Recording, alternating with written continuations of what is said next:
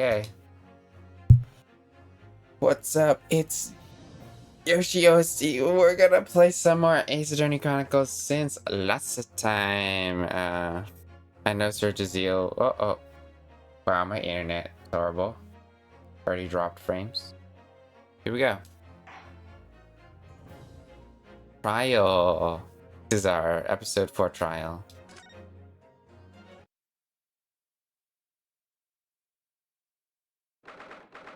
November 2nd, 8:56. The Old Bailey Defendant's Antechamber. Turn off my notifications. That's my problem. Keep having notifications. Notifications off. And up. And turn on my light.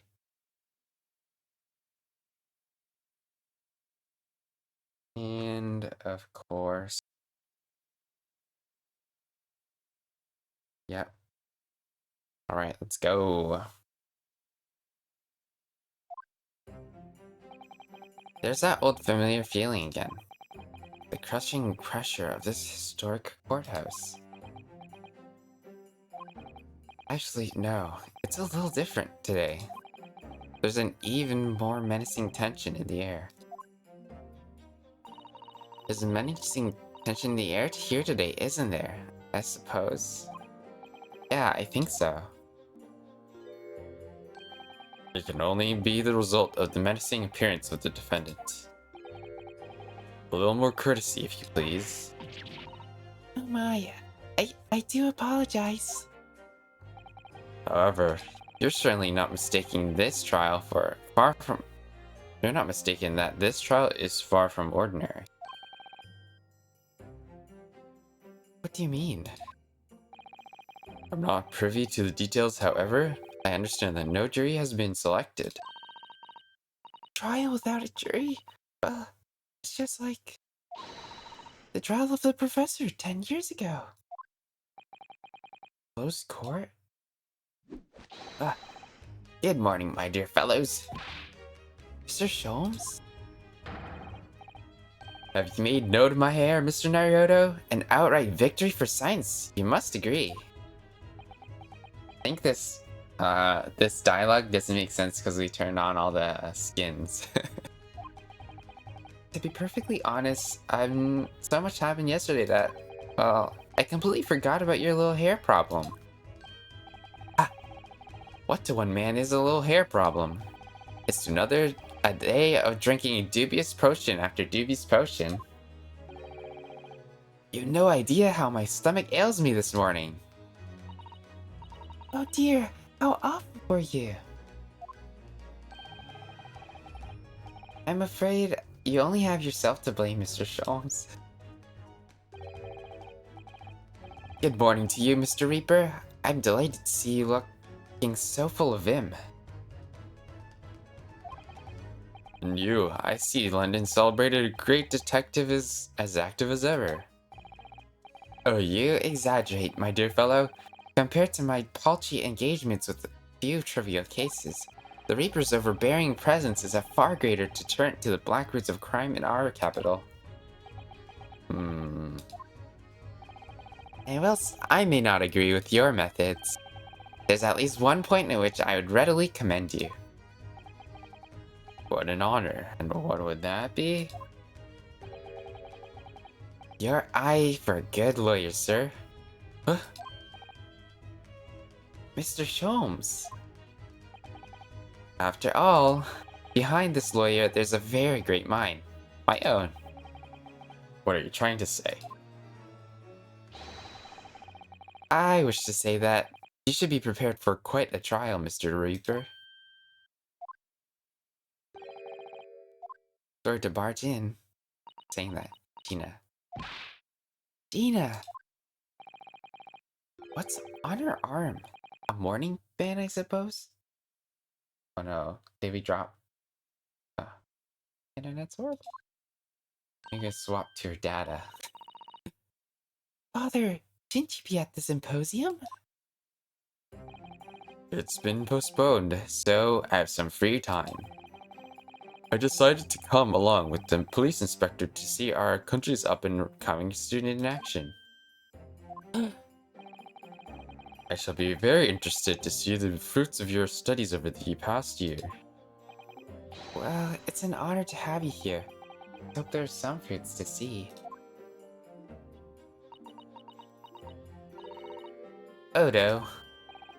Yes, Gina? Why'd you agree to this, eh?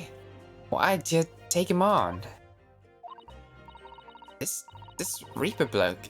Everyone says what him up. What killed the boss? I'm sorry, Gina, but I just don't believe that. Well, if it weren't him, who was it? I don't know that yet. I don't care who calls him what. The Reaper's just a name. He's a person at the end of the bay. And if it turns out it was him who what killed the boss, then God help him.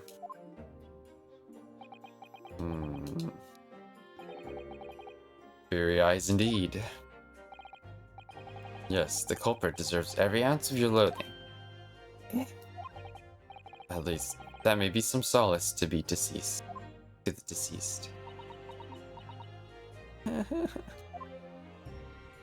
I think it's because her friend died.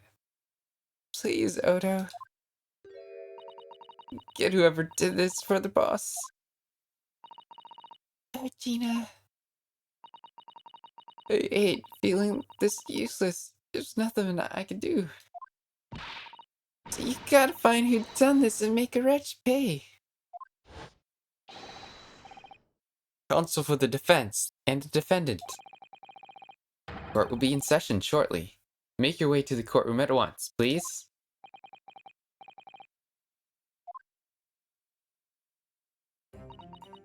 It's time, Mr. Naruto. Lord Van Zyte.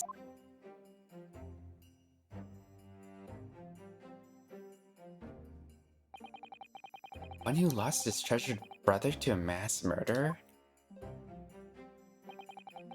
One who lost his treasured father in a foreign court of law? And one who lost the man who helped her escape destitution? All that misfortune and all that pain, on course to glide headlong in this trial. It's time to shine a light on all these dark events.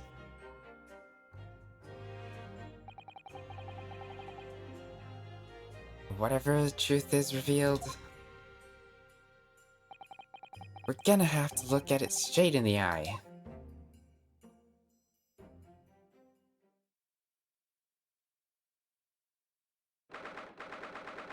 Second November, 9:20 a.m., the Old Bailey courtroom.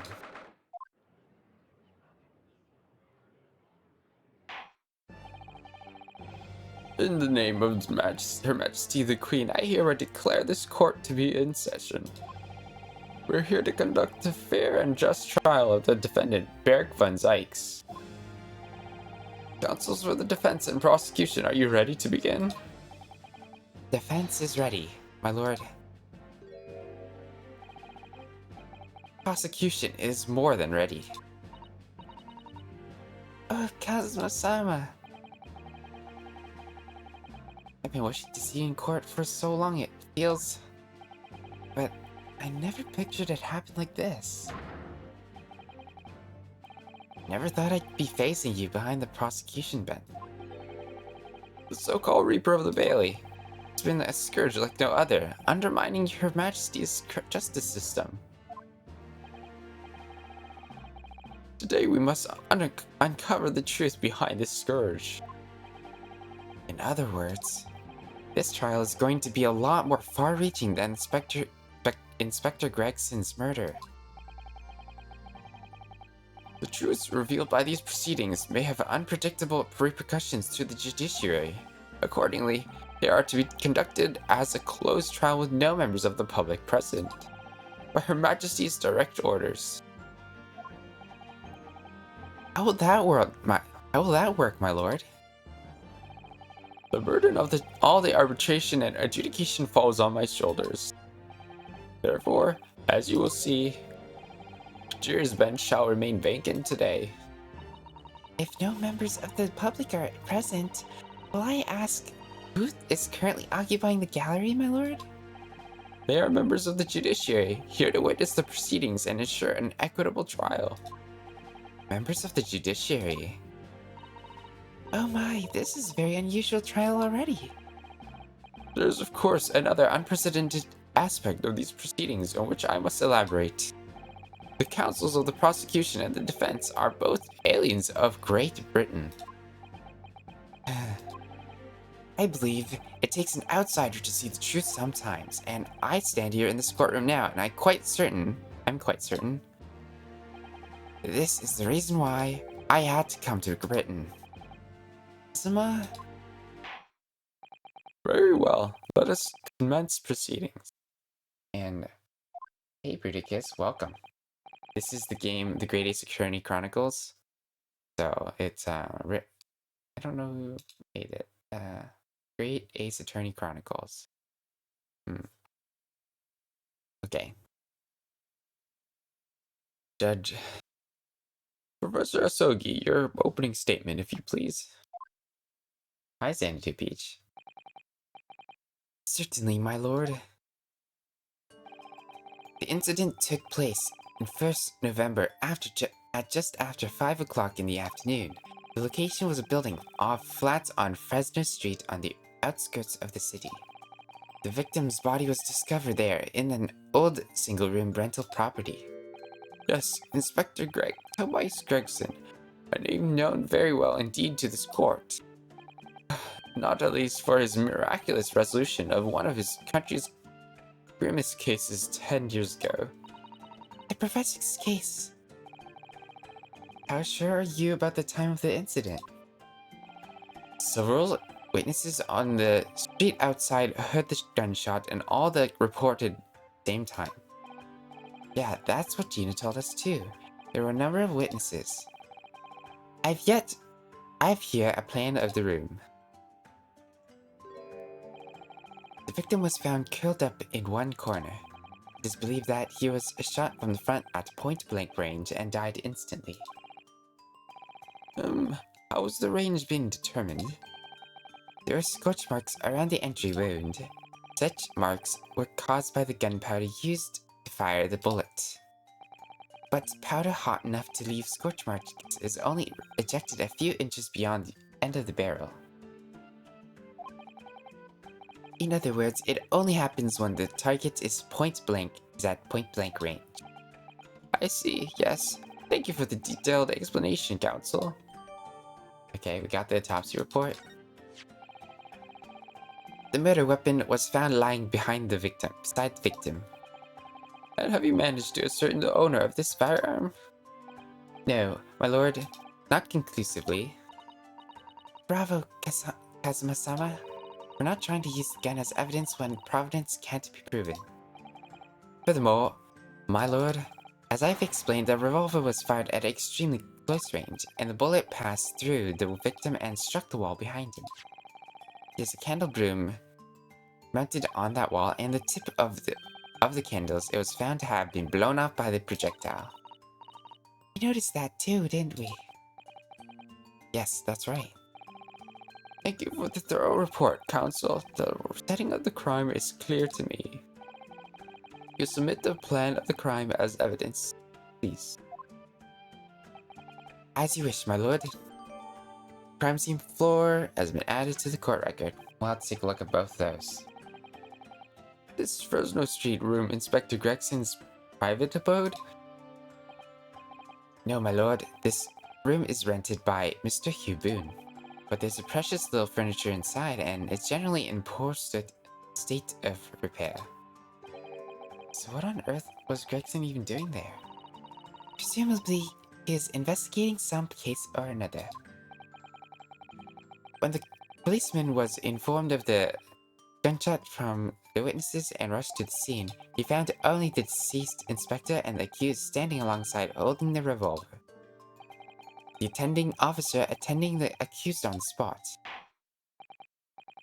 So the details of the case are clear. In that case, the prosecution would like to call its first witness. I name please counsel. Naturally, the accused himself. Lord Van Zykes? A prosecutor, he believes in the oath of office he's taken and will be compelled to tell the truth. Very well. Let the defendant take the witness stand. Alright. Here we go. So witness, state your name and occupation for the court. Beric Van Zykes, Old Bailey's prosecutor.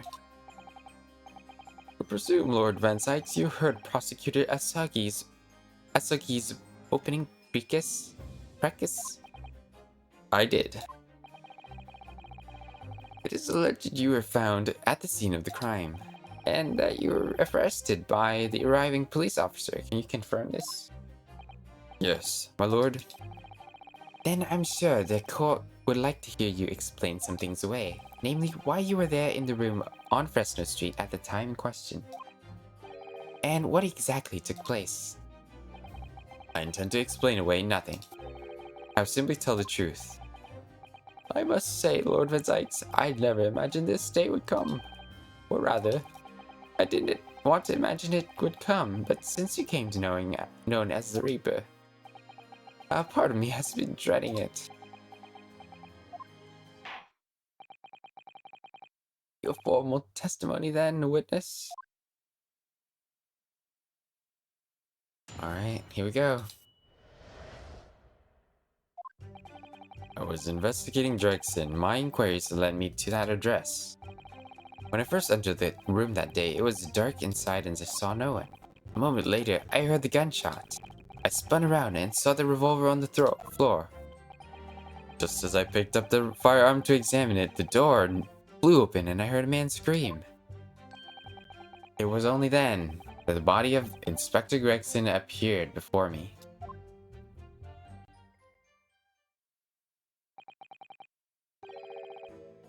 That testimony was the whole truth.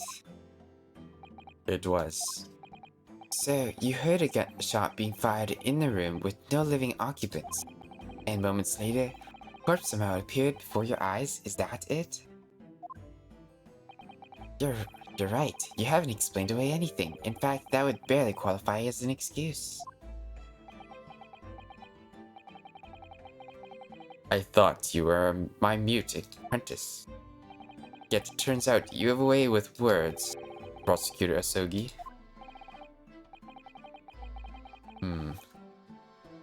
It would appear to be a singular tale indeed. Singular isn't the word, it's laughable. What's got into Kazuma? He's not behaving like himself at all. Very well then.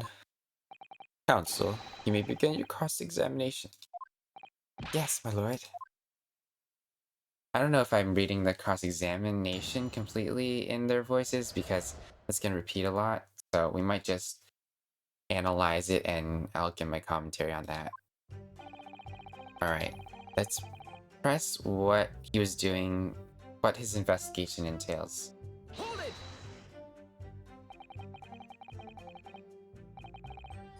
You were investigating the inspector. What on earth for? I'm not liberty to say. Sorry? I identified a distinct possibility that Gregson was involved in a case I was investigating. Regrettably, though, he was killed before I could secure the proof I needed. Is the court to understand then that on the day in question you followed the victim to the scene? No, I was privy to his movements in advance. How? I stole into his office in the yard and consulted his diary. So maybe we'll see the diary also as evidence? The address on Fresno Street was noted in the 5 p.m. entry. You legally entered the man's office in Japan? That alone would constitute a very serious offense. As it does in Great Britain, I assure you. Is that not the case, Lord Van Zykes? I was aware of the possible consequences. So, in summary, you were investigating the victim, and yet, you refused to tell the court why. I didn't realize British prosecutors enjoyed such freedom to choose what they divulge under oath. Why did I ever think I could defend this man?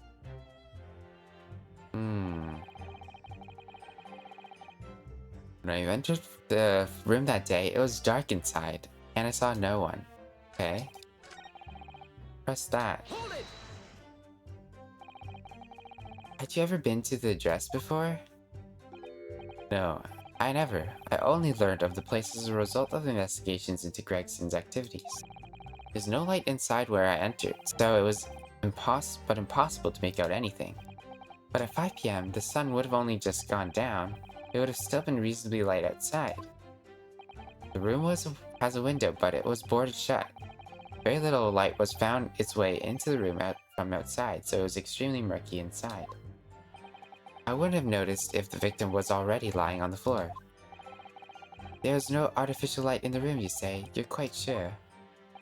I'm quite sure that the part of the room where the body was found was very dark. I have a feeling there was a small oil lamp burning on the desk, though. I couldn't say for certain. Look, Mr. Naruto. There's a small desk in the room there, just there, and I remember. There was an oil lamp on it, as well as a framed photograph. When I entered the room, I closed the door behind me and started toward the desk to investigate. What did you find? Nothing. I never actually reached the desk. Interesting. A moment later, I heard the gunshot and spun around and saw the revolver on the floor. Hold it! Okay. I do have water. I got my cup. I do have a few cups in my room. Whoa. Filled water. Fine. Got my Surgical cup.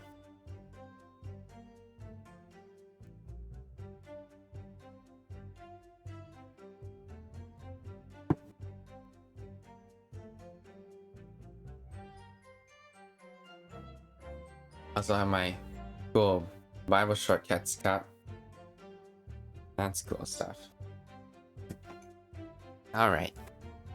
So, who fired the gun? I have no idea. I didn't see anyone else in the room. But you say it was very dark in there? Yes, that's right. All I can tell you is I didn't sense another presence. Aha, then could it be? The gunshot actually originated from somewhere outside the room? No, that's out of the question. Oh. Without doubt, the sound emanated from inside the room. I could smell the gunpowder. Ah, this is going from bad to worse. And you say that the point that which you noticed... And you say that's the point you noticed the revolver on the floor? Yes, correct. And I foolishly picked it up. That was the carelessness on my part. Presumably then, the gunshot you heard came from the firearm that you somewhat hastily took in your hands? In point of fact, my lord, I believe it did not. It did not. What? The barrel of the revolver I picked up was cold, and there was no smell of spent powder. But then, where on earth is the gun that was fired? Whilst I would like to oblige you with an answer, I'm afraid I can't. I too would dearly like to know that. Oh. Okay. Just as I picked up the firearm to examine it, the door flew open and I heard a man scream. Hold it!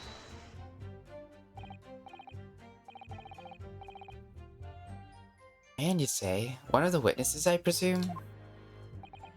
That's right. One of the street merchants working on Fresno Street. Who are these merchants? A number of them had set up their stalls directly beneath the boarded window of the crime scene. A match seller, a newsmonger, and a peddler. They've all given statements saying they heard the gunshot and without thought of danger, they ran inside to see what had happened. Yes, Tina told us about that yesterday, didn't she? They burst through the door with some force and it would seem... They did, and almost gave me a heart attack in the process. But you're supposed to be the Reaper. The first man to come in immediately noticed the revolver in my hand and fled.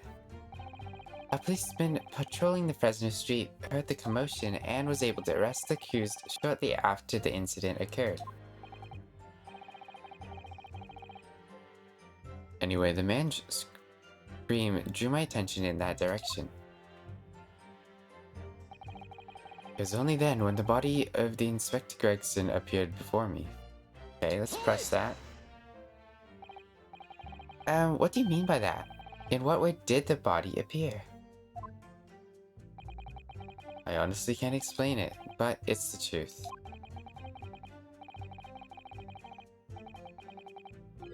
As far as I was concerned, the body hadn't been there until that point, and then suddenly, there it was. Did you perhaps hear the sound of the victim falling on the ground just beforehand? At that moment, what I heard was the sound of the door flying open and the scream of a man who came inside first, nothing more. See. After the man fled, I examined the body. I was stunned to find that it was Gregson. Most curious circumstances indeed. How the inspector was killed, or how the body seemed to appear out of nowhere, I have no idea. Objection. Surely the court has heard enough. My lord, cross-examination has clearly revealed that the accused Bergbrunn Zykes is lying on multiple fronts. What? What's that supposed to mean? Good gracious, counsel. The defendant is lying, you say? In his testimony just now, he claims that he failed to notice the victim's body because the room was dark. That's correct. No, that's impossible. As proven by the candelabrum. How does that prove anything? If you examine the tip of the long candle, you can see it's been blown up by a powerful impact. I would assume the projectile from the firearm passed through the victim and struck the candle. The problem comes when you consider the other two candles, which are clearly of a different length. Yes, I can see that only the candle that appears to have been struck by the bullet is long. We could reasonably expect someone would have lit all three candles together. Which begs the question of why one has ended up longer than the others.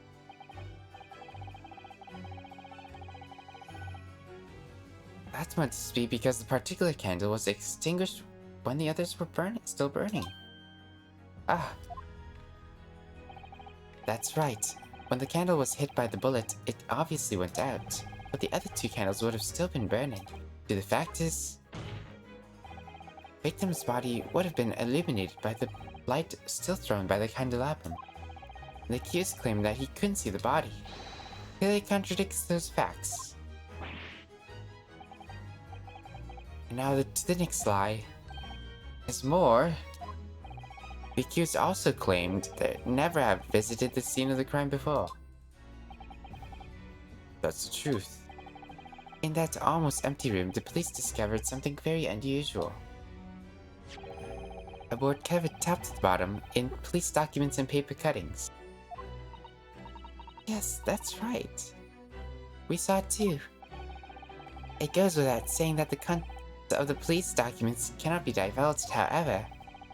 They include a number of reports from various historical cases, the oldest of which was from 10 years ago. 10 years ago? This is starting to sound familiar. And there's a common thread linking all the documents on that board. Indeed, what is this common thread, counsel? They all relate to the cases prosecuted in court by the Bergbrunn Zykes. All of them? And furthermore, all those cases are the ones in which the defendant was acquitted. Good lord. Indeed, interestingly, none of those defendants are alive today, because all of them have been sent to their graves by the Reaper. Oh no. In short, this dingy little room is the Reaper's secret hideout. This is his base of operations. A Reaper's hideout? And yet, the Reaper would claim never have been up to his own secret hideout? No one would believe that. No, the truth is, we've been looking at this backwards.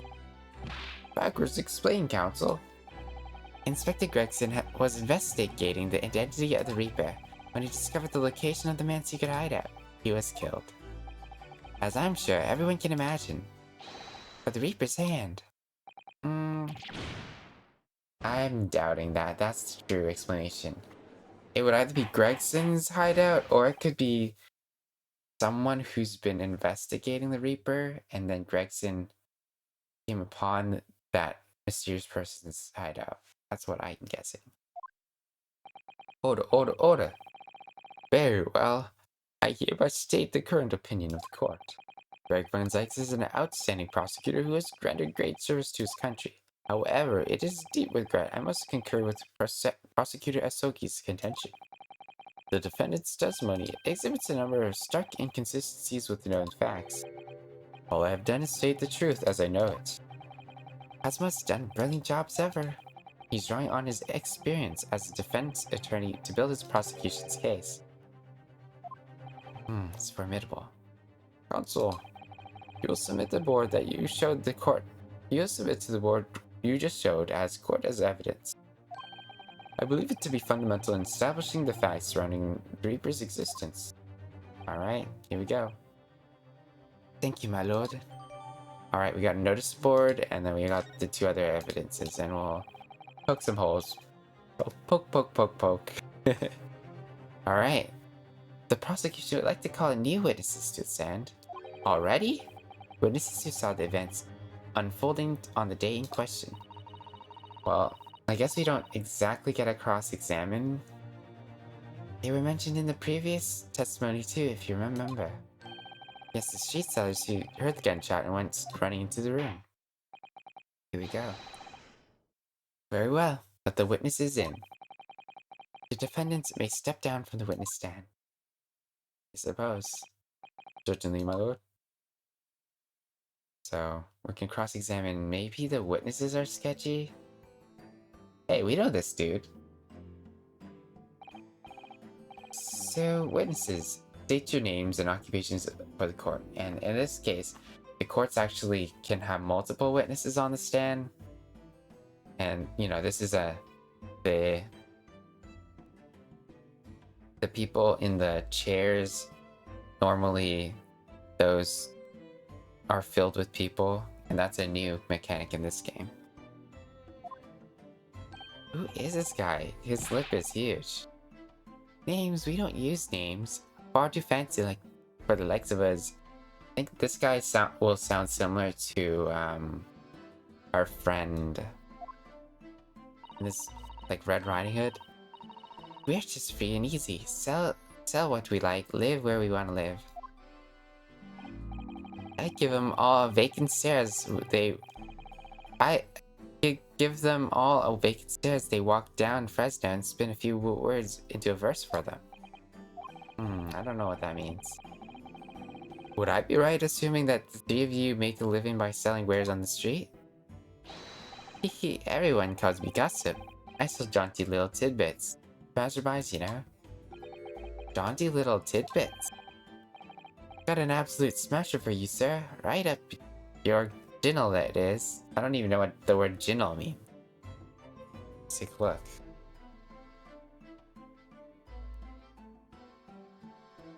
Ginnel. A narrow passageway between buildings.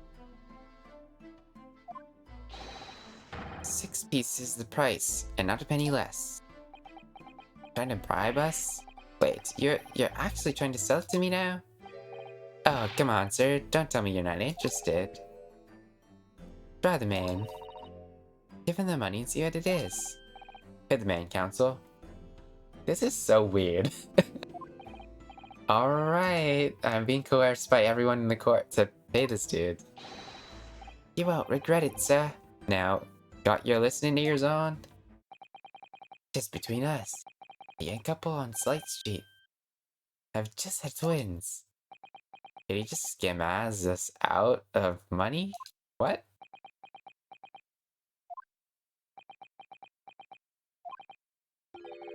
Is that it? No, that's not it. It's gossip, isn't it? It wants to spread, but that bit's up to you and your mouth, of course. I got more, you know. Want another juicy one? Sixpence a piece it is, if you're curious. You tried to scam him for more money? What's going on under that fat bottom lip of yours? Need that unusual bruise or whatever it is, poking out from under your collar. There's a bruise here, and then maybe he got hurt? Honestly. What about the next witness then? What name do you go by and what do you sell? Me? I'm Venus. That's what everyone calls me. Honey in it. I sell these lovely little fireworks to all local school kids. She can light a match from her back. 6 pence a pop. What do you say? I think that's the key to the evidence. You aren't exaggerating with a little. Do they actually sell? Because the fireworks could be used as a pop sound in the... Yeah, it's a firecracker thing. I'm actually having some connection issues and I'm constantly dropping frames, so I actually might go and lower the bitrate a bit and then come back. But yeah, I'm thinking that perhaps the firecracker was in the room and therefore he heard the pop from that. Really, it looks fine. I'm just gonna pretend nothing happened then. I just don't know what's with my drop frames and bad connection issues. Going down to 0 and back, so it's like maybe there's like a huge buffer where it goes slow and then back. My internet's being weird. Oh yeah, the second years can't get enough of my Venus firecrackers. Especially when I tell them that if they get 100, they could blow up the school. Not the most savory of ideas, young lady. What do you say then, eh? Want to part with 6 pence for a pop? Well, Wait, what? You want me to buy one? Well, you what? I'll let you on a little secret. If you get 100 of them, you can blow up the whole courtroom. Try the woman. Give her the money and see if she's right. Pay the woman council. Why am I paying for all this? Why can't you guys pay for it? Alright. I'll buy one. Lovely stuff right then. This is something a bit extra, just for you. The Venus special. Only 600 pence. Whoa, it's a large set of 600? It's 100 of my regular fireworks. Nothing little about that is there? There'd be nothing little about the punishment if I blew up the whole Old Bailey either.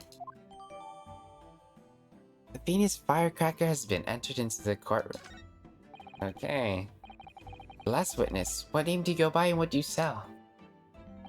I have to think. I'm a thinker. Me. Think of all sorts of thoughts. I think, therefore I am. I am, therefore I think. Because I stand there on the street, watching the world go on about me. They call me the Observator. Get out of it, old man. Everyone calls you Sandwich. And you know it. So you don't actually sell anything? Problem shared is problem halved, that they say. I give advice, I do. I think what it means... I don't actually sell anything, no. Come to think about it. Pity. No more purchases today, please. Well, you have quite a cast here, it seems. They conduct their business on Fresno Street from morning until night, my lord. Always in the same place, directly adjacent to the crime scene. I see. They heard the gunshot, I suppose. Not only that, but they are very bravely ran inside to see what was going on and witness the crime. Well, I'd be beggared, I thought, just between us. Oh, I don't know. Now I'm importing the wrong voice. Venus de Milo, what am I to do? What a terrible thing I saw. What I think is, if what we see is light and shadow playing with our eyes, is any of it real? I think he's talking about the shadows in the cave allegory. There's Sandwich, Gossip, and Venus. What a weird set of names. The court will hear the formal testimony of these three witnesses now. Alright. You'll describe in detail what you witnessed and heard at the time of the incident. Here we go.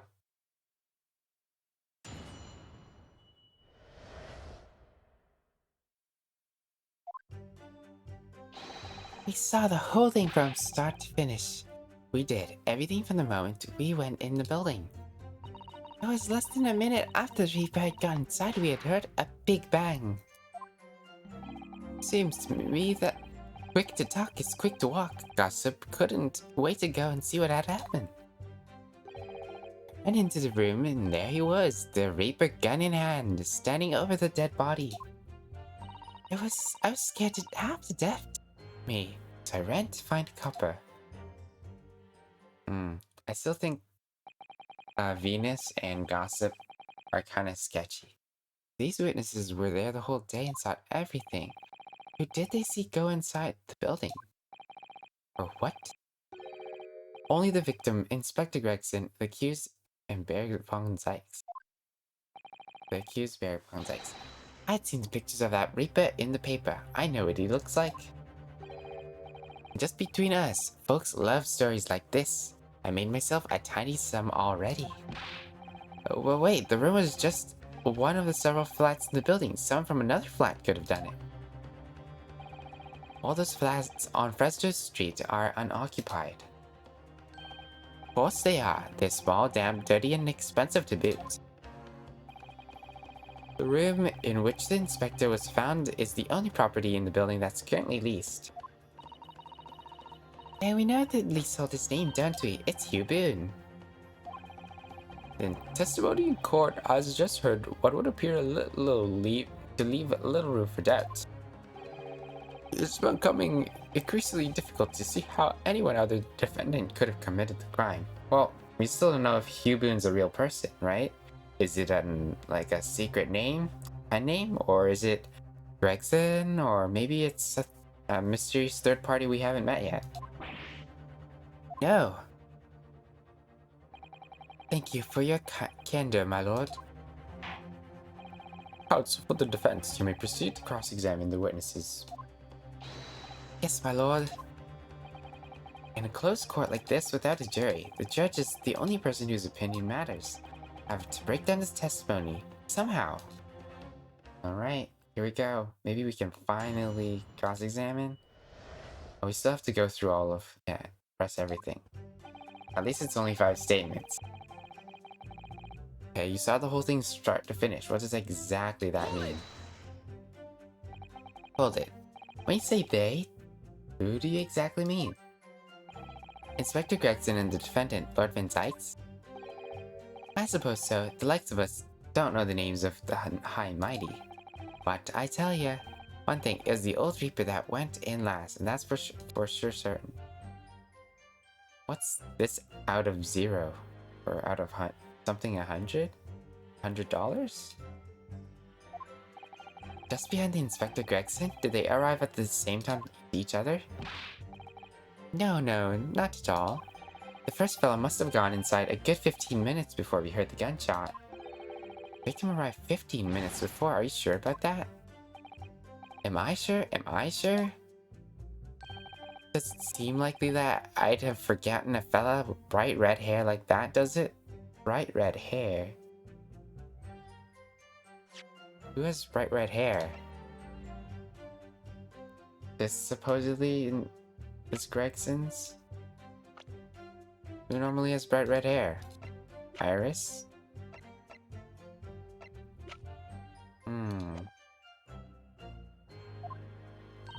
Yeah.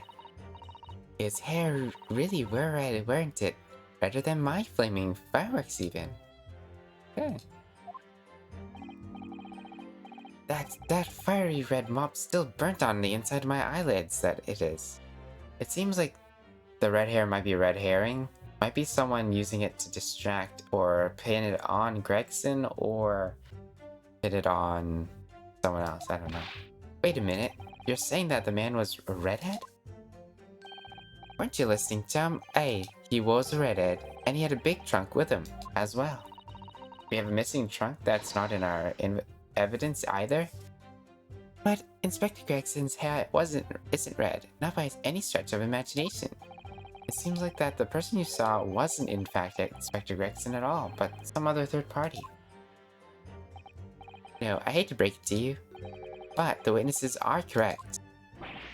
Huh? Just have a look at the photograph of the victim taken at the scene. Yes, that's Inspector Gregson, alright, with a wig, a red hairpiece. But what if someone planted the red hairpiece on Inspector Gregson and Inspector Gregson has been in the room even longer? Of course, we saw one on the floor when we investigated the scene, didn't we? I still refuse to believe Gregson won the hairpiece, though. Why on earth did he have to be wearing that?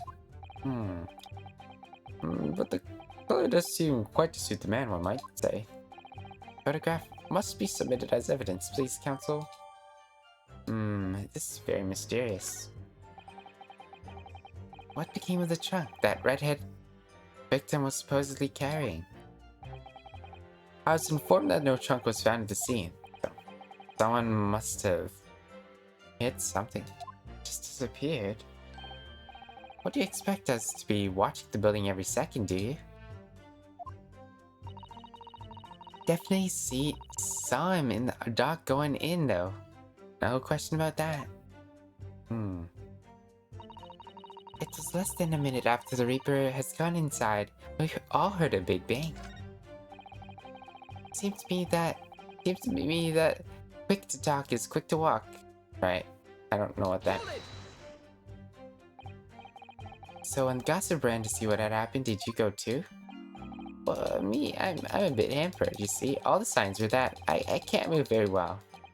You were way behind, presumably, with that sandwich board around your neck, and that big sign in your hand. What a great burden you bear. Pardon me for asking, Mr. Sandwich, but is it possible you and I met before? I'm not anybody, me. The signs are what make me who I am now. I sign, therefore I am. You weren't employed as an omnibus driver under a year ago, then. I might be mistaken, but I believe his trembling was intensified, Mr. Naruto. Yeah, I agree. He's clearly been through a lot. Turn down King Henry Street and Black Widower's Arms is just there. Oh dear, you made him hide behind a sign. Life is full of surprises. I think I might have missed one phrase.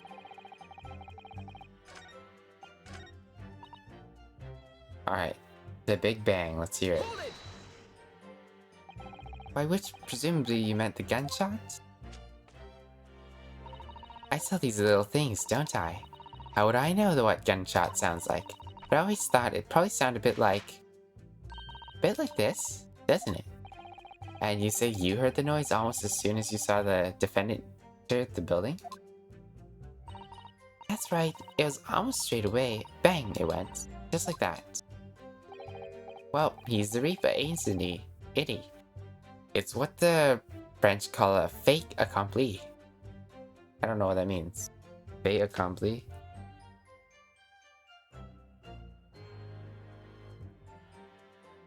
Means a thing that's already happened.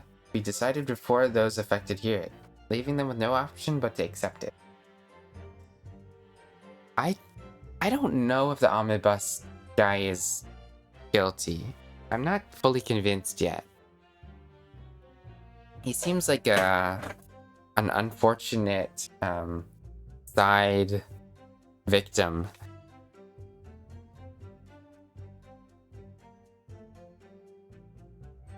I'm gonna charge my phone though.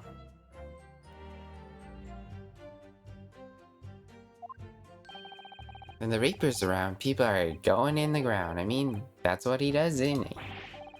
In it. I think we get the message. The Reaper couldn't allow the Inspector to live after he'd discovered the secret hideout. There could be no clear motive for the crime. Yes. It's certainly an eminent, incredible motive. Great. At that point, you ran inside, isn't that correct? Is that correct? Okay. And the last 2 statements. I ran into the room and there he was, the Reaper, gun in hand, standing over the dead body. Okay, let's press it. So then, you were the first person to arrive on the scene, is that right? That I was. Kicked the door open like a professional I did, and yelled out, "What's going off in there?"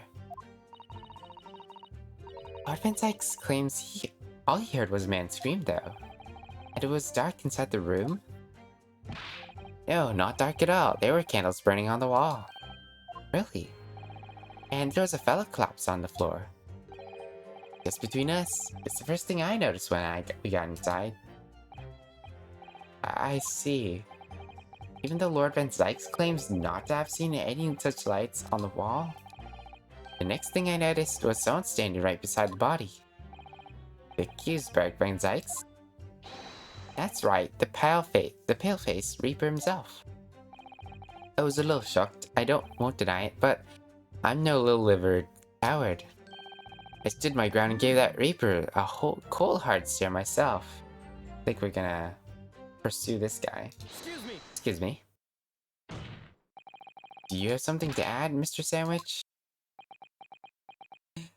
So weird calling him that. There's really nothing to me. Empty in the head I am, just 2 slices in the middle.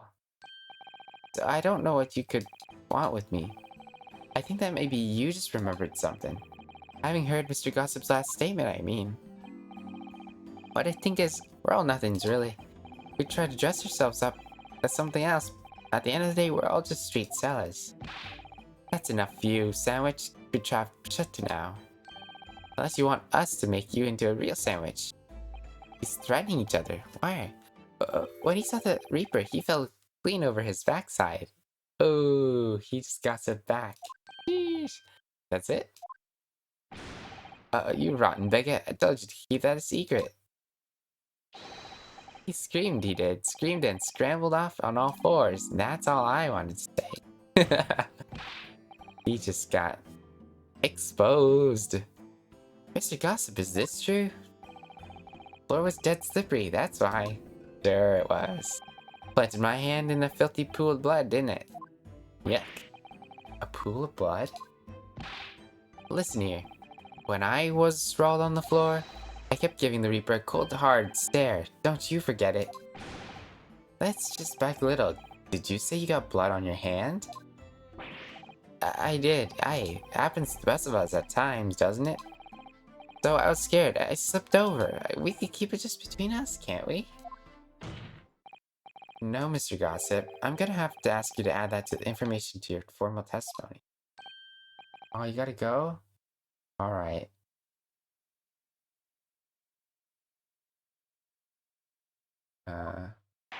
Thanks for hanging out, ACIRL.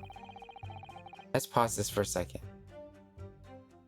Dear God, thank you for this day, and I want to just pray for ACIRL. I pray that he continues to be productive, and as he hangs out with his family or whatever he needs to do, God help him. Keep him safe. In Jesus' name, amen. Alright. The witness will amend his testimony to include the aforementioned details all at once.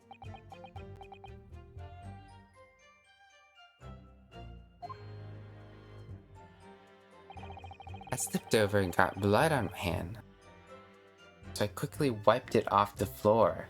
Is that destroying evidence? Hold it! You wiped your hand on the floor? Well, who wants blood on his hand, eh? Horrible stuff, and they might have thought I'd done it. Nope, Ta.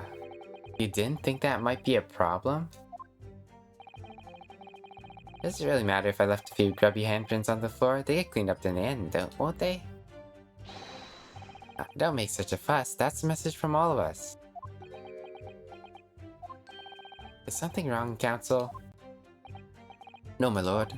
I didn't remember anything in the report about a bloody handprint on the floor. That's all.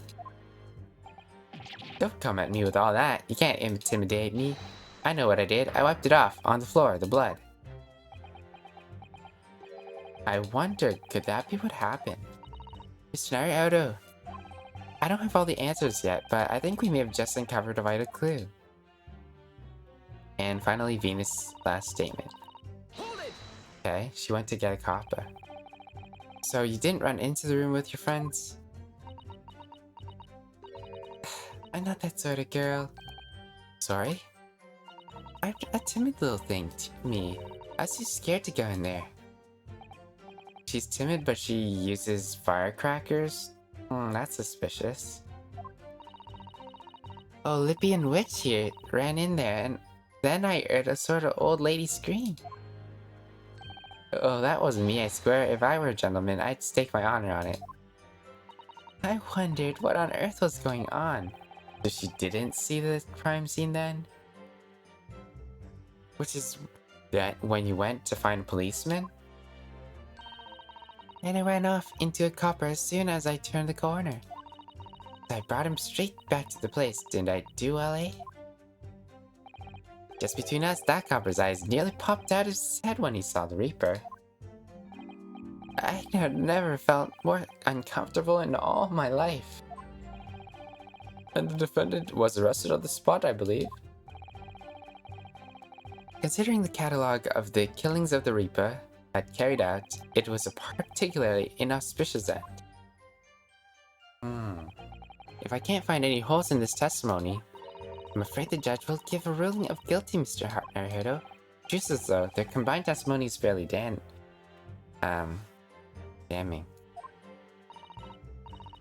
Unfortunately, there don't seem to be any obvious problems with their statement, do there? Still, if Lord X is innocent, then I'm almost certain that we'll find something in there that doesn't quite add up. Don't think that one of these three could be the true culprit, do you? I don't know, but what I do know is that there's more to this case that's yet to be brought to light. And drink more water.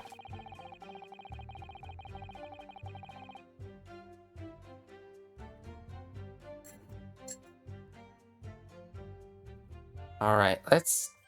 I'm gonna say we... Uh-oh.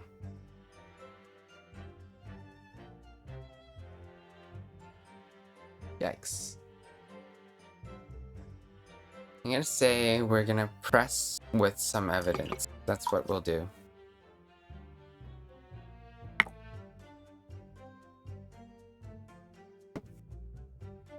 I'm gonna get some water. More water.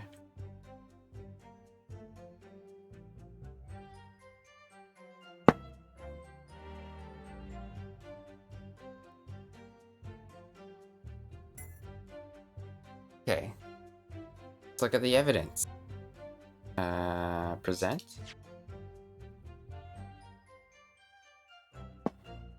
Okay. Red-Headed League. So the Red-Headed League must have been why people were starting to wear wigs, or he was trying to infiltrate. People were bribed to meet up all together. And this is a photograph of Mr. Vigil. We don't know what color his hair is, though. And we have a letter of introduction. Which is, I don't remember what it was. A steamship ticket. First Class 1. Arrival at 1st November. This is Mikotoba and Judge Jigoku came on from Japan. I think it called at Dunkirk on the north coast of France for a night before they arrived. Okay. Well, we keep it somewhere. Where could it have gone? Are you like this on purpose? Did I imagine it, or that comment accompanied by a little sigh? They have a dismissal notice. The chief warder daily vigil, relieved of his post. Aiding and abetting escape the person prisoner Governor Barry Caden. Indications are that the jailbreak plot was conceived prior to the conviction's incarceration. Convict engaged in some sort of negotiation with the prison staff. Okay. We have the hairpiece. Take a look at it. What's the underpiece of the hairpiece? Just looks like that. Nothing special about it. The candelabrum, where there seems to be black marks, so it looks scorched. Perhaps it's a bullet hitting it. And then these have burnt partially before it turned off. We got the revolver now. Take a look at this. This is a type of revolver that's standard issue from the members of the judiciary then. When I asked about it, whether records are kept about who they're issued to, I was told that for the past 5 years, they've been engraved with a unique serial number. So maybe we can look at that? Nothing like that on this gun. It tells us that it must have been issued longer than that. Nothing...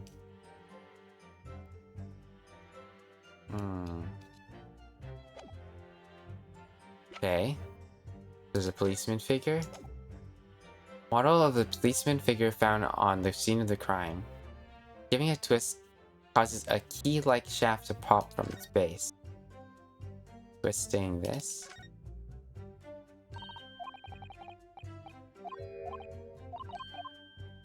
Twist.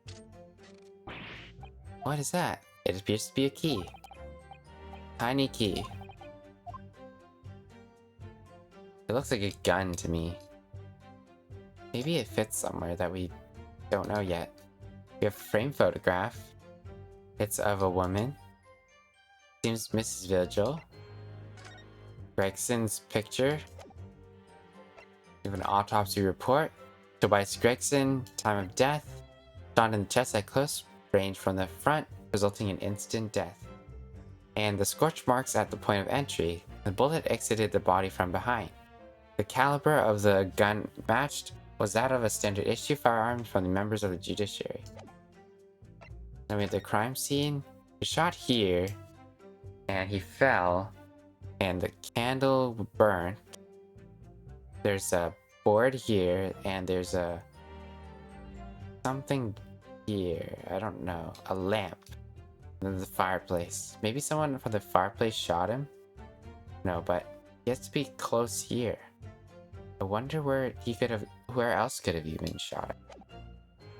Because you're at a corner. Alright, let's take a look at the notice board. There's a lot of things pinned together, and there's a hand behind it. Maybe someone was hiding behind the board? Oh, what's this? Mr. Naruto, look!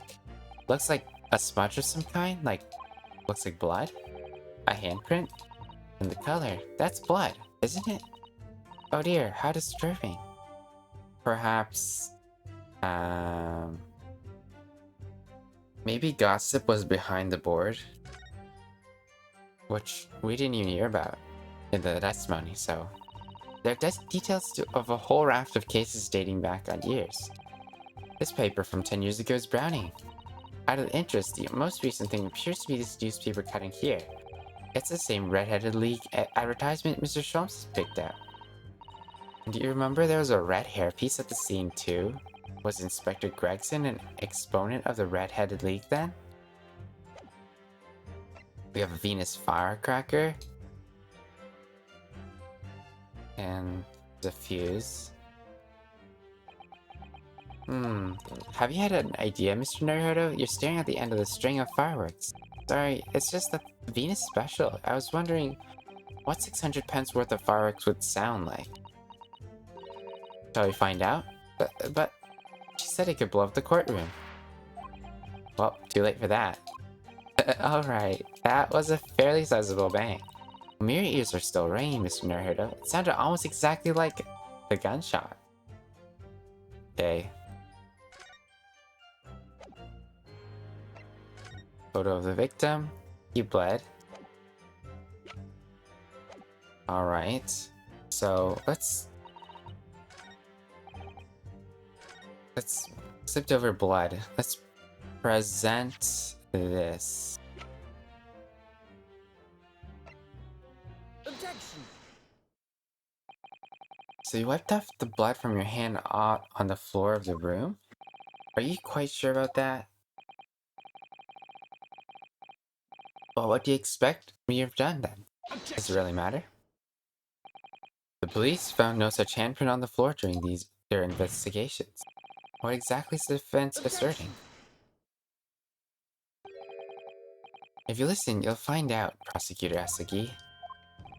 Certainly, there was no bloody handprint found on the floor. What are you trying to say? There's a handprint in blood left very clearly at the scene, on the back of this notice board. Uh, uh, uh... yes, indeed, indisputably a handprint in the distinct color of blood. You're dead right, that's my right hand. I know it anywhere. Hot, actual hero? Objection! The witness very definitely testified he wiped his hand on the floor. But perhaps the board was also on the floor and then it was moved back up? Any handprints on the back of the board are irrelevant. Objection! Not if the board itself had fallen over on the floor. In that case, it's quite possible the witness' handprint to have ended up there. Just look at the floor plan on the room. The notice board was at the opposite corner of the room to the victim, in an upright position. Even if it had somehow been toppled and was lying on the floor at the time, it would have been a considerable distance from the body. How suspicious. I fell over when I came across the body, so I was basically right next to the corpse, not on the other side of the room. In other words, the defense assertion is contradictory. Yeah, it is. There's a very definite contradiction here, for which there must be a reason. I take it you formulated a proper hypothesis, Counsel? I think the body was moved, honestly. Regarding this apparent discrepancy between the witness's account and the handprint found on the scene. I have, my lord. This discrepancy between the witness's account and the location of the handprint is explained by either another handprint, false testimony. The witness claims to have wiped his bloody hand on the floor, yet no sign of that remains at the scene. The simplest explanation is that the witness is lying. Just because it's the simplest explanation doesn't make it the correct one. We know skate, Naruto, huh? Maybe I didn't read that, the multiple choice correctly. Okay, fine, we'll pick the second one. Okay. Okay.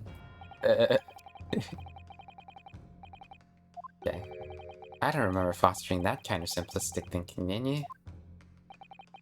Since when were you my father? I always taught to consider all the possibilities, then show me. There should be a bloody handprint on the floor. So where did it go? I'm ready to give proper explanation to the court now. So, there is a handprint on the floor?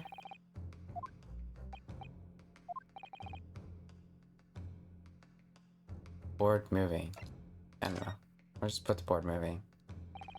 The real contradiction here is the handprint itself, not where it was found. As the court can see, it's upside down.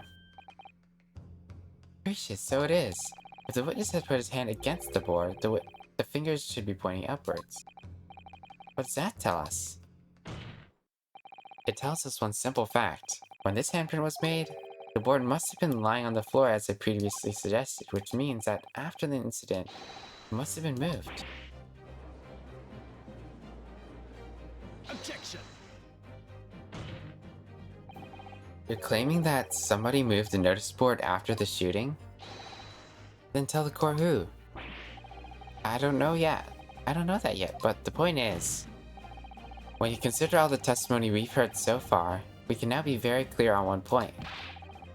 Now, what would that be? Position of the notice board at the time of the incident, my lord. So, counsel, I must ask you to clarify your assertion for the court. At the time of the incident, where do you maintain the notice board was situated? Well, it's either here or it was still here and the guy moved. So let's just put it here then. This is the only possible location, immediately adjacent to the doorway? If the court would think back to the testimony given to the defendant earlier, if he said that when he entered the room, it was dark, he couldn't see the body.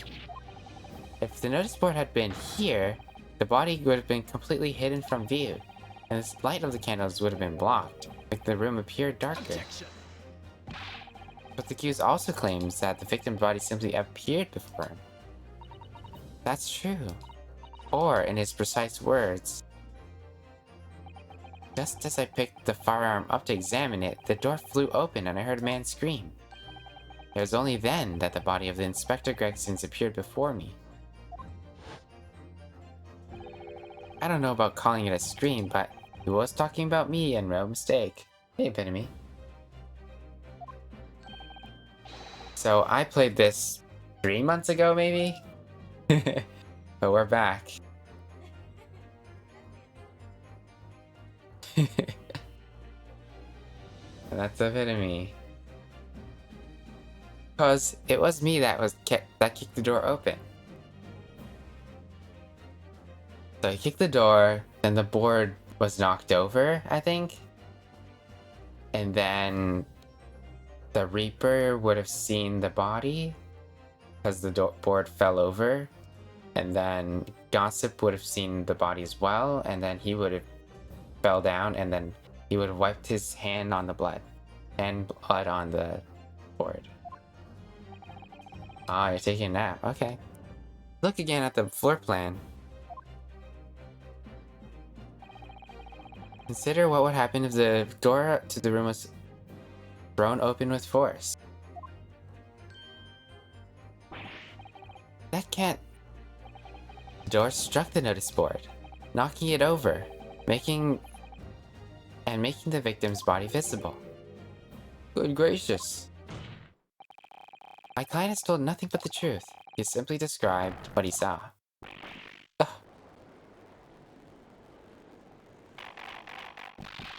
Order, order. Counsel, how has this not come to light before? After the incident, someone must have righted the board and moved it into the position where the police, myself, and my colleague saw it when investigating the room. Witness, what have you say for yourself? Oh, me, my lord? You and your fellows were there at the scene before anybody else. It goes without saying that you must know something about the position of the notice board. Very true. The witnesses at the stand will testify again.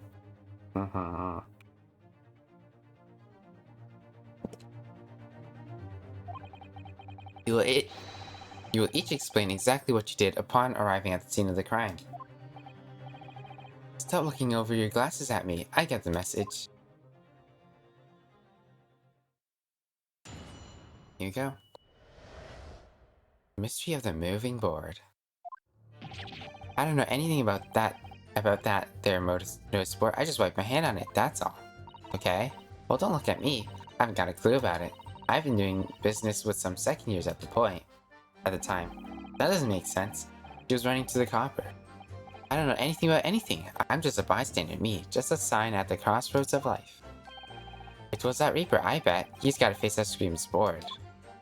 I can't see how this changes anything, but anyway, the detective still died when we heard the gunshot. So none of you can elaborate further. Taken by the crimes they witnessed with only the light of a few candles and an oil lamp by which to see. We can't expect these witnesses to be able to give a more precise account of what happened. That's right, yeah. It don't pay to expect too much. It's man's endless quest for knowledge that's destroying the world. That's what I think. Do you really? In any case, as this testimony shows, even if the notice board was moved by somebody following the incident, it makes no difference.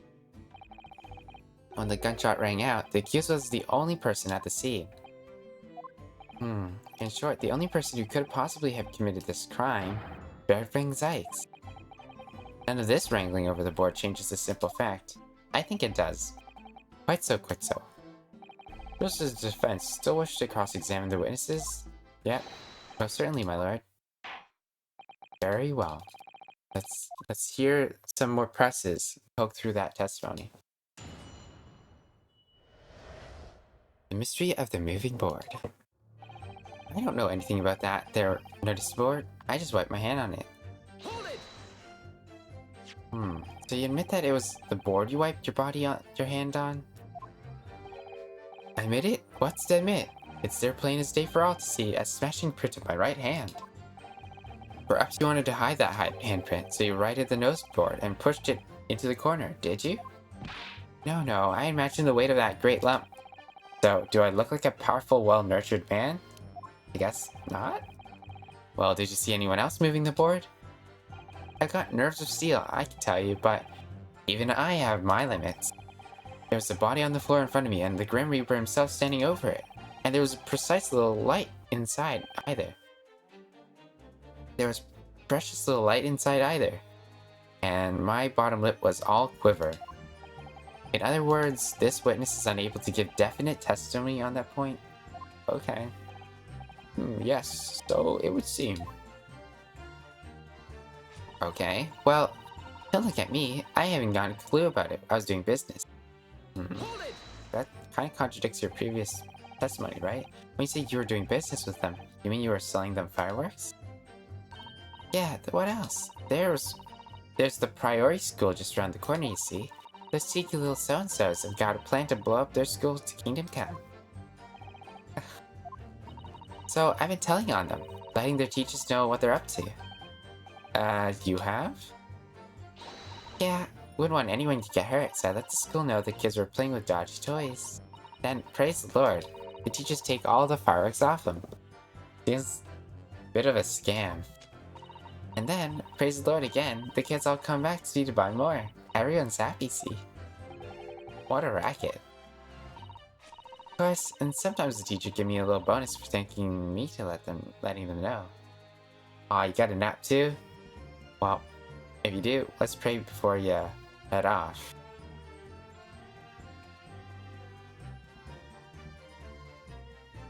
If you are heading off, that is. Of course, and sometimes the teacher give me a little bonus, yeah. It's a busy old life selling explosives. Hey, Sunshine S Games. You're listening to you play. How's my day? Well, my day was pretty good. We got to read the Bible early in the morning.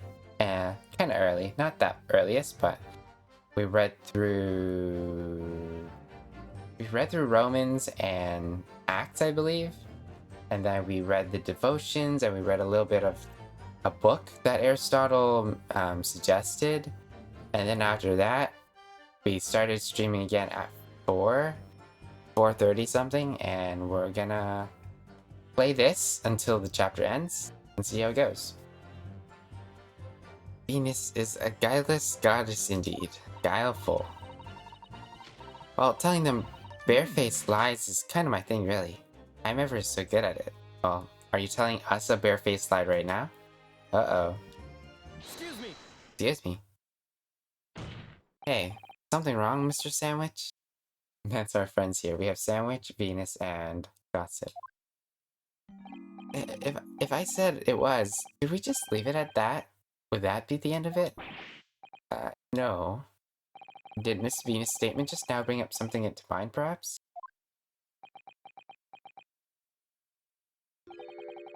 Philosophical thoughts, deep philosophical thoughts. I think this guy is a very honest man, perhaps. Let's say there was a great liar. And that great liar said, without batting an eye, telling barefaced lies is kind of my thing. I'm ever so good at it. Would those words of hers be a lie too? Or the truth? In which case, she's not a liar? Oh, it's a hellish paradox. That one, don't you think? I'm not entirely sure, to be honest, but it seems to me you're suggesting Miss Venus has been lying, are you?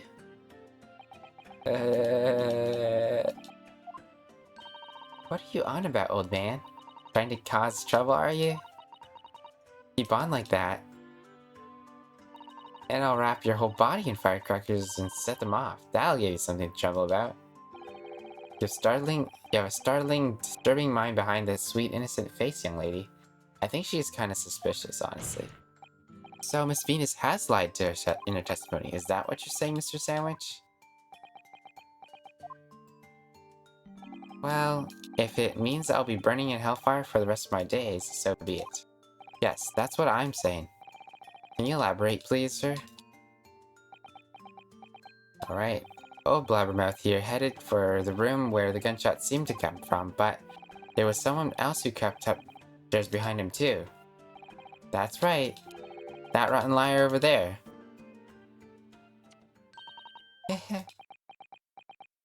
She just kissed an explosive. Do you mean to say that you did, in fact, take yourself to the scene of the crime after all? What did I tell you, eh? I said I was good at telling barefaced lies, didn't I? You mentioned it, and isn't that contempt of court? Didn't you get in trouble for that? Well, that revelation rocked the whole courtroom, didn't it? Who knew firecrackers packed such punch? Did you indeed visit the scene of the crime, did you, young lady? Good grief. Well, now that you come to mention it, I suppose perhaps. I do clearly remember climbing the stairs to the room, yeah? Either you clearly remember or you don't. Well, I shall consider a fitting punishment for this perjurious act later. For the time being, you will immediately amend your testimony to reflect the truth. Yes, my lord, of course. Okay, here it goes. Maybe I did sneak along with behind gossip and have a little peek into the room where it all happened. Hold it! Okay. You make a habit of lying, do you, Miss Venus? Well, I suppose so. I don't really know, to be fair. If you want my advice, though, I take everything I say with a big pinch of salt. Alright, but you did in fact go to the room where the victim was killed on the day in question, didn't you? Oh, please, as if I would. I can't think of anything more terrifying. The truth, please. Well, alright, just a little bit then. I mean, a girl my age is curious about stuff, you know? Did you touch anything at the scene? Oh, please, as if I would. I mean, there's a dead body on the floor. I think she's lying when she does this. So I'm not sure. The truth, please. Well, alright, just a little bit then. I had to look to see if there's anything I could sell. So I did give the place a once-over, but there's nothing to write home about. Have a wonderful day. Sunshine S Games, are you gonna head out?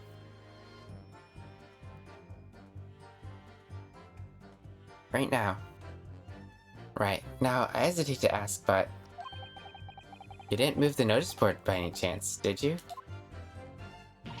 Oh, please, as if I could touch anything like that.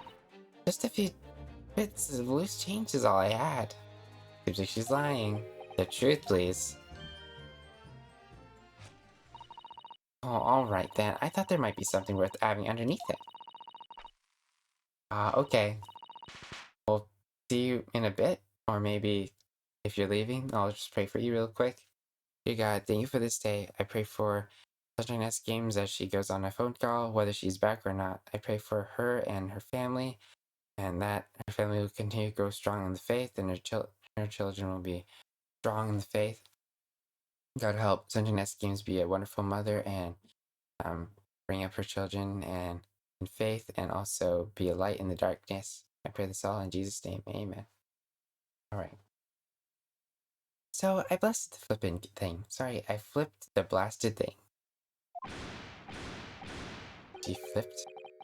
You're telling us that you did move the board? That did slip out, didn't it? What? You daft barn pot. I don't believe it. The girl doesn't think. So did you find anything then? Something that you might have taken, perhaps? To sell? Oh, please, I wouldn't be so lucky in my imagination. The truth, now. You might have found this old pocket watch under the notice board, I suppose, but little junk little like this. So it was you, was it? You're the one who took it. Gina? Young lady, may I remind where you are? That watch there, that was a present to Inspector Gregson from the yard for a big case solved 10 years ago. Prosecutor's case, no doubt. The boss used to wind it up every evening without fail, and he was waiting for his grub to come at the pub. I see. I wiped it off. I swiped it off him once, and blimey, was he upset. He gave me a right earful.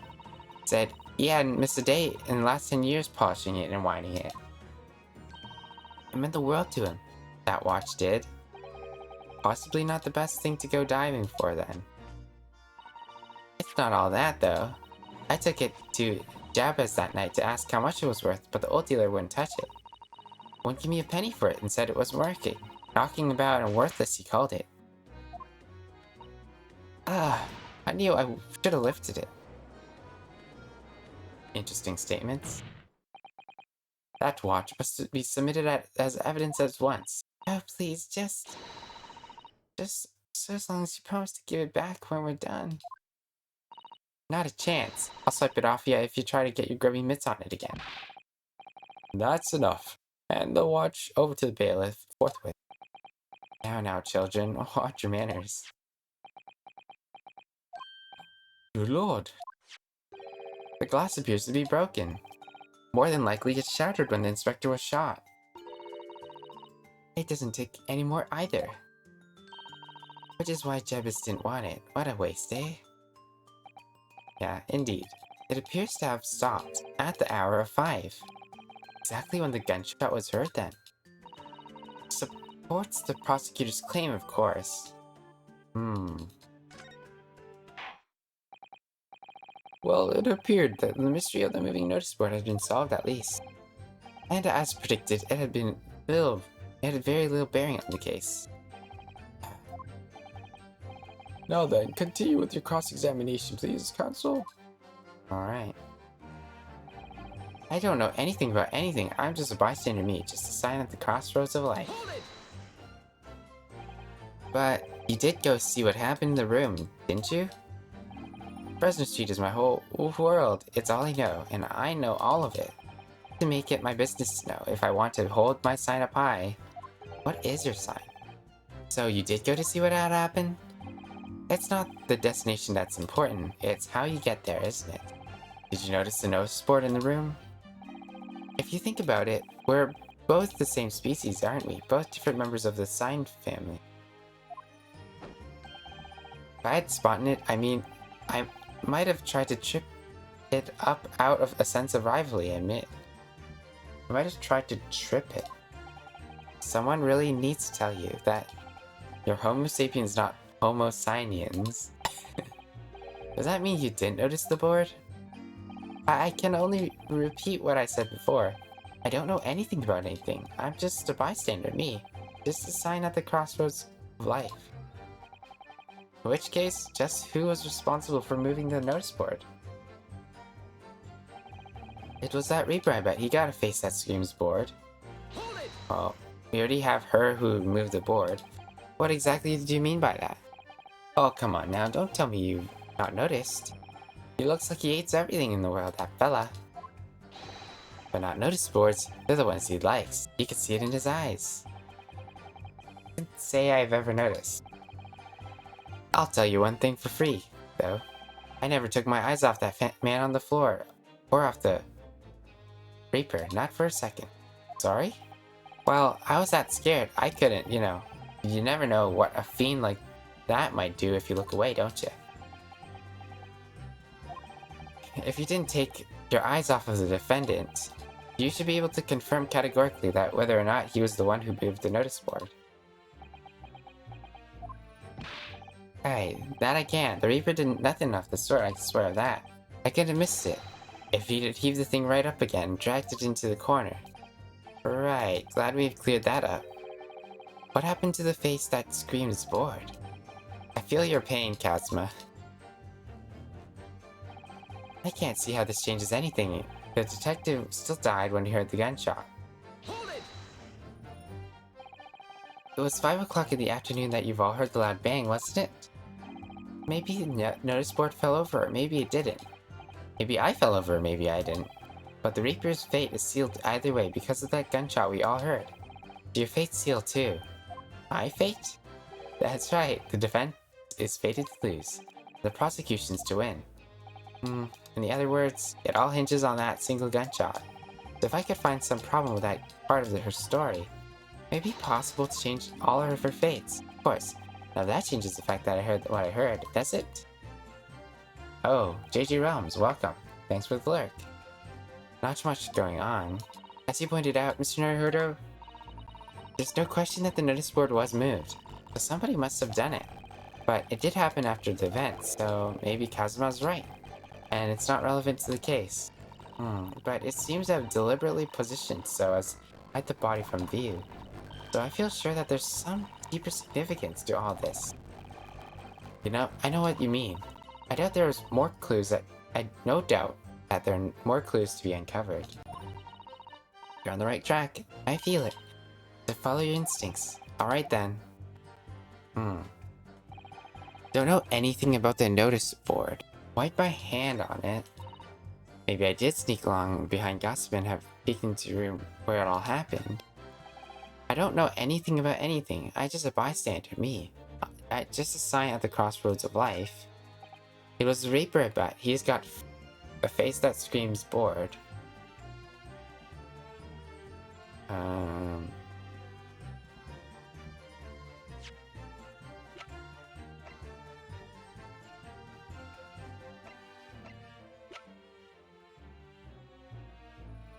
Objection!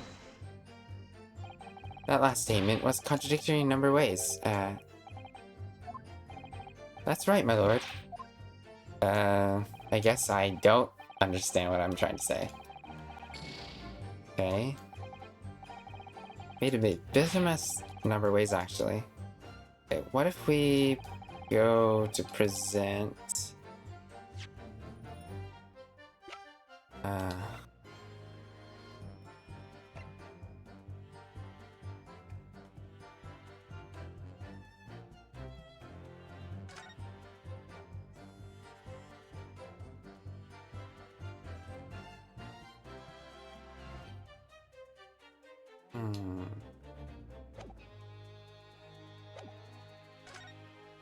Can't see how this changes anything. This detective was died when we heard the gunshot. But if we present that the gunshot was heard from her? Objection! My lord, there are clearly grounds for being suspicious of that last statement. I still don't know the right answer.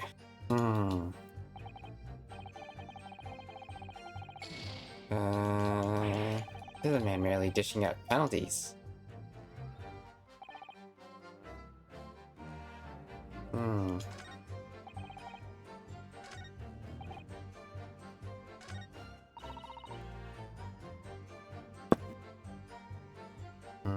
Hold it! You certainly know how to lie. Oh, it was nothing really. It's just a little porky. Not so little implications. Did you know everything in the world's apart from the truth is a big fat lie? If you believe all that, of course. I'm lost. As am I. This desecration of the truth is really rather disturbing. I think perhaps we should move on to the next witness,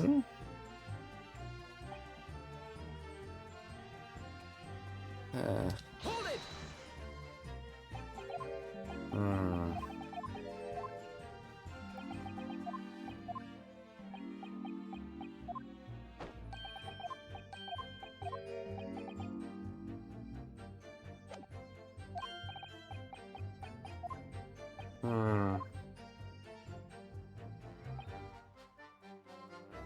Hold it!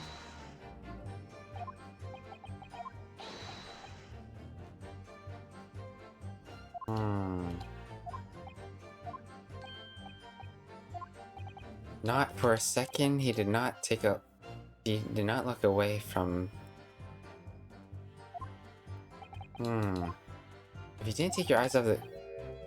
Categorically whether he was the one who moved the notice board. Hey, that I can. Okay. Right. Hmm.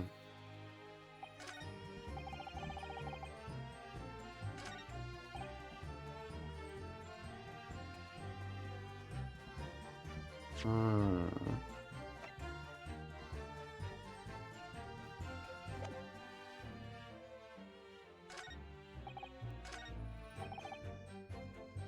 Hmm.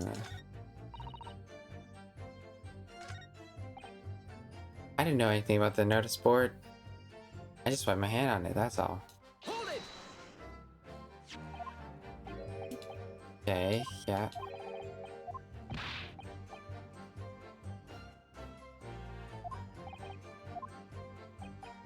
Well, we know she moved the notice board, right?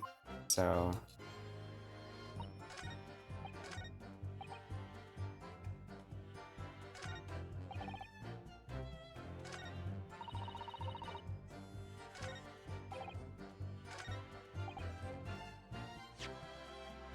Um...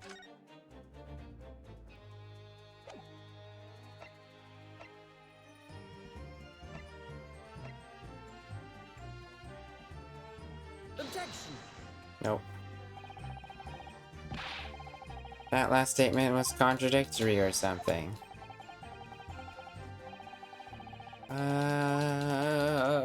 What is the right evidence? I think I'm gonna fail this.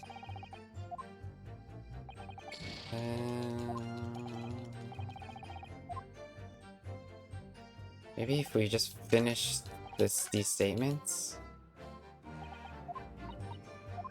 As you pointed out, there's no question the motorsport or somebody had moved it. So if it did happen after the event, maybe Kazuma's right and it's not relevant.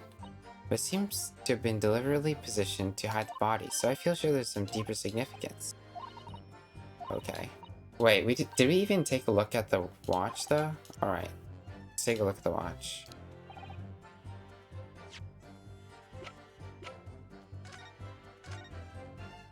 The glass over the face is badly cracked. What a shame when the inspector clearly looked after it.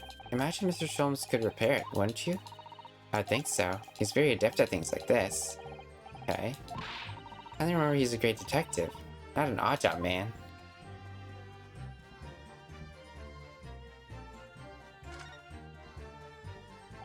There's a tiny little stub sticking out of this small hole here. Look. I suppose it must have been a little knob or something for that setting at the time. In that case, seeing as we know the inspector took such good care of this, it probably broke when the incident occurred. Didn't it? Of course. Which could mean that there's a small part of the watch still at the scene. Maybe. Oh, and there's a tiny key. There's a tiny keyhole there. Can you see? That's probably for the winder used to wind up the mechanism. It looks a little unusual, doesn't it? You'd need just the right key to wind it. I'd imagine... Why do I feel as though I'd seen something? Something a bit like a key that's about the right size to fit in the hole. It'd be wonderful if we had the key. Let's check carefully over what we've already found.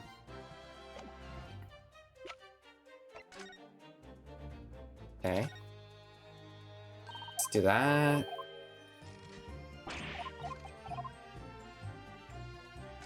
Okay. Mrs. Sato, do you think perhaps this key could be the key for Inspector Gregson's watch? It could be. Let's try it once. Here we go.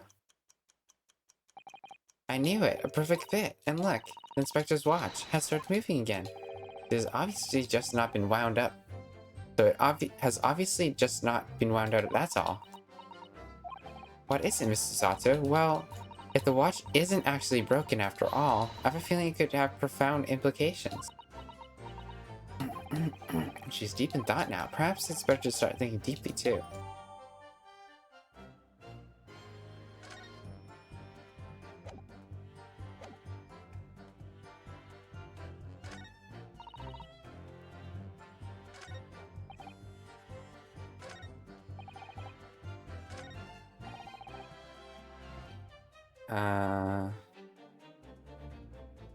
Well, let's present the watch then, I guess?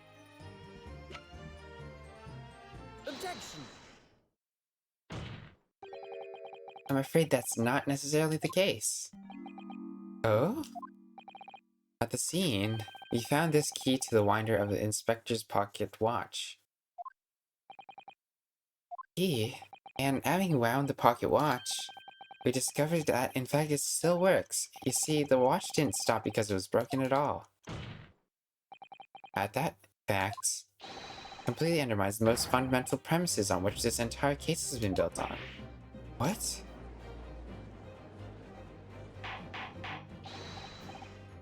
Order, order, order, but Council, the watch stopped almost exactly 5 o'clock. Yeah, which is just when we heard the gunshot. It is, exactly the hour. The time that was showing on the watch tells us nothing other than when it wound down. It merely is a coincidence that it happened to be at 5 o'clock. Even if that were true, the 3 witnesses here all heard the gunshot at 5 o'clock. That obviously when the crime was committed. No, that doesn't hold. Why not? Recall that what Inspector Lestrade said only a few moments ago.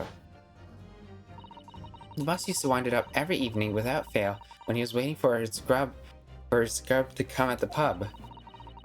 He hadn't missed a day in the last 10 years polishing and winding it. It meant the world to him, that watch did. So maybe it wasn't wound out yesterday? Was in the habit of winding his watch once a day in the evening, and we could reasonably assume, therefore, that he would have wound the timepiece on the evening before he died as well. But he didn't. That would be entirely reasonable. But if that's the case, you wouldn't expect the watch to have completely wound down by 5 o'clock following the day. Oi! How do you explain it then?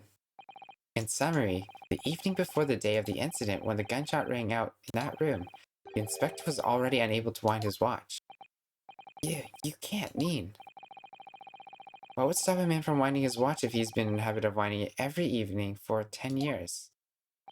The obvious answer is that he's already dead. Dun dun dun. Order, order, council. That's the most extraordinary claim. Objection.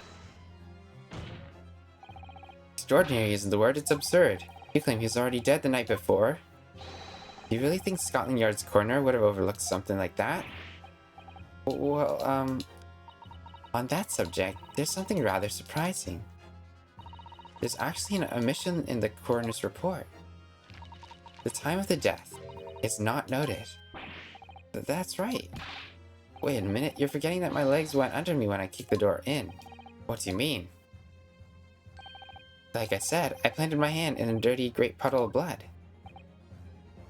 So the victim's blood hadn't dried, it was fresh.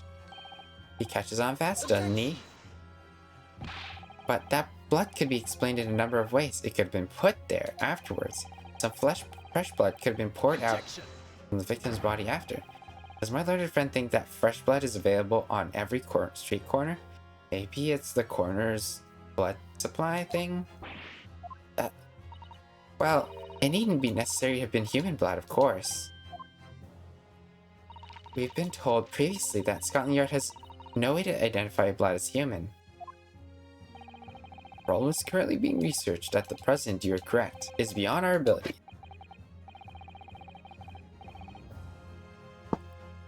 So then, a chicken's blood could have been used, for example. Certainly a possibility that it wasn't the inspector's blood at all. Objection. But the gunshot we heard at 5 o'clock that afternoon, that's beyond question. Is it though? What? Given that the time of the death of the victim was already been called into question, it isn't beyond the realms of possibility that what these witnesses heard wasn't a gunshot at all. Oh, please, what are you trying to say?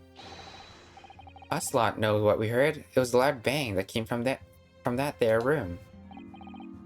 Now you listen to me. A street seller's ears are his livelihood. I don't doubt your ears, sir. But all you can state with certainty is you heard a noise. Eh? Explain yourselves then, counsel. A noise that sounds like a gunshot could have been made with Take that. Firecrackers. Something like this. The culprit could have set one of these to fake a gunshot. Good gracious, the very fireworks are sold by the witness? Now, hold on a minute. What are you saying I did it? My precious little firecrackers only make a tiny pop anyway. See? Not 100 of them together. The Venus special that you sell for 600 pennies sound like this. As a quick and now a test, it sounds very much like a gunshot, in fact. You're trying to suggest that somebody set one of those fireworks at the scene? I'm suggesting that someone knew the defendant was in the room at 5 that day, and sought to implicate him by creating a sound like a gunshot, for these peddlers on Fresno Street to hear. Objection. But even the accused himself has testified he saw no one else at the room at the time. Whether it was a gun or a firecracker, the only person present to cause that bang was Berg van Zykes. One whiff of a match and my firecracker goes off. Pop. See? That's why people like them. I fear for your fingers, young lady. Objection. Recently, during my time here in Britain, I've learned of a very useful invention indeed. Something called a time bomb? Good heavens, a bomb? Yeah, a device that allows you to blow up whatever you like, wherever you like, whenever you like. Mr. Naruhodo, I'm worried that your unfortunate phrasing there may lead to yet another international incident. Huh? No, wait. It's the whenever you like part that's important. I'm device. Yeah, exactly. A time device, something of that nature, could have been planted at the scene. A device that was able to produce the sound of a gunshot long after the culprit had left. Your extravagant Claim will have to be substantiated with evidence, counsel. What proof do you have suggesting in any way that time device was deployed to create the gunshot sound? Maybe the candelabrum? Maybe? Yeah, I'm gonna go with the candelabrum. Take that! As the court had already discussed, the tip of one of the candles in this candelabrum has been blown off. Indeed, because it was struck by a bullet. Which presumably passed through the victim. I don't think that's possible, my lord. Not possible? Why? Because of the scorching. There's gunpowder scorch marks clearly visible on the broken candle. There are? Goodness, yikes. But it's not the case that there was also scorching on the victim around the bullet entry wound? That's right, there was. As we heard earlier, scorching like that only occurs when the target is very close range, a matter of centimeters from the gun. Which means that the scorching of the candle can't possibly be the result of a gunshot. You're suggesting it came from the fireworks? How could that be? The fact that there's such visible scorching on the candle suggests that the fireworks must have been right next to it. They exploded. Or put it another way, candle and firecrackers were joined together. The culprit somehow attached the firecrackers at a point partway down the candle. After the killer had left the scene, the candle slowly burnt down along with the other two, until they eventually ignited the fuse of the firecrackers, generating a loud bang.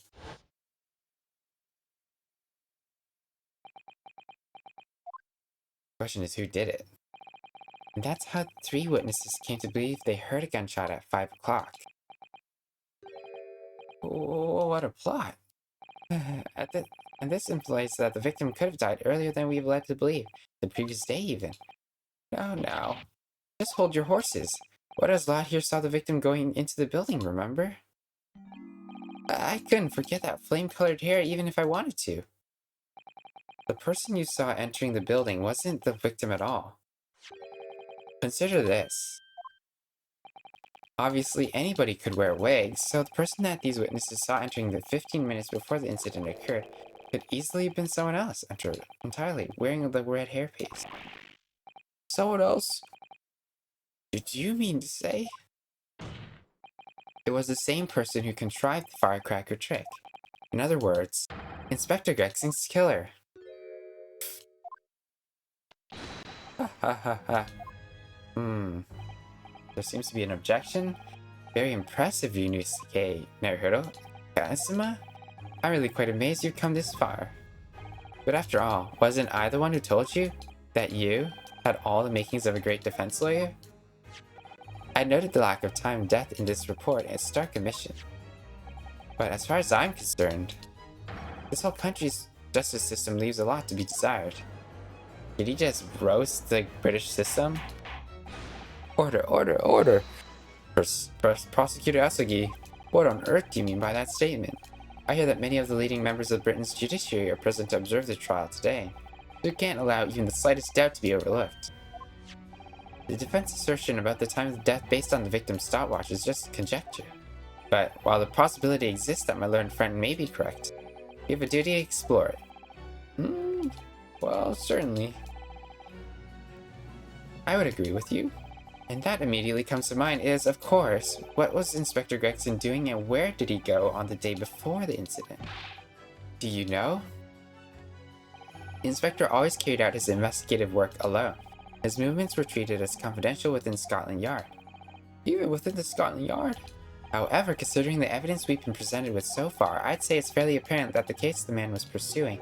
Wouldn't you, my learned friend? I do have a feeling about what case he might have been investigating. Yes, I agree, surely. My lord, the defense believes it can explain to the court a case that was being investigated by Inspector Gregson at the time of his death.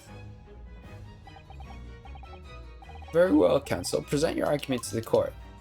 What evidence is suggestive of the case being investigated by the inspector on the day to the incident?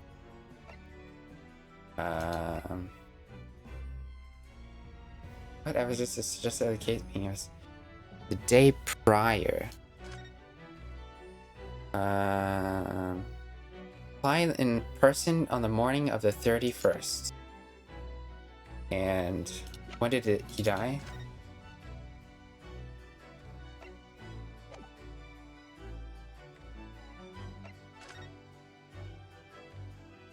June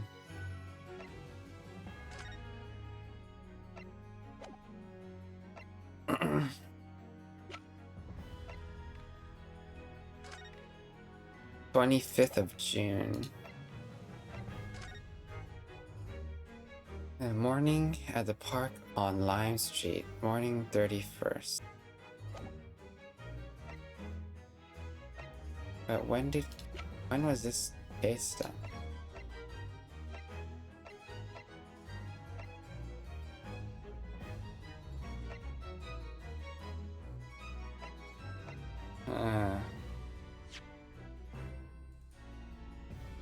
What is today's date, though?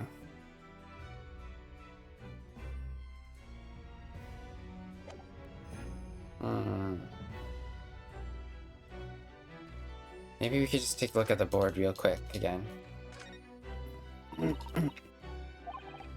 Yeah, out of interest, the most recent thing is the Red League, and maybe we just go for it, and if it's wrong, then yeah. Take that! I believe this red hairpiece points to the answer. We might assume it was part of a disguise used to carry an undercover investigation. Surely not. Such a bright colored hairpiece could only serve to make an inspector more noticeable. Yes, that's quite true. It would definitely made him stand out in a crowd, except that it's an crowded gentleman from the Red-Headed League. The Red-Headed League? So, he'd already worked it out. What on earth is this about? Is there such an extraordinary league of gentlemen? The Red-Headed League is currently under investigation for a grand deception.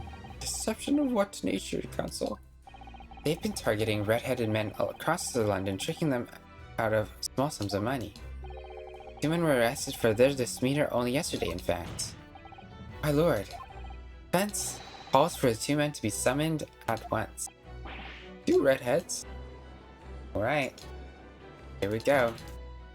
Inspector Gregson clearly infiltrated the Red-Headed League using this hairpiece, so it's very likely he had direct contact with these criminals. And it's quite possible that such contact led to more serious events.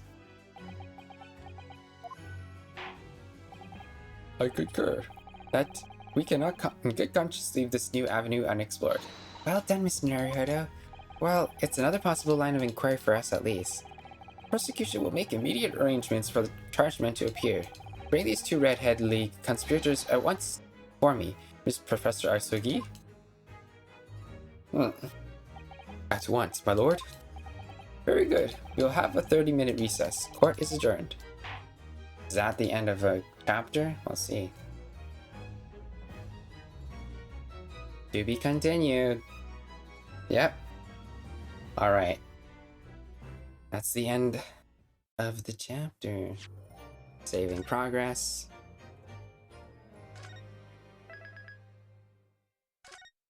Alright.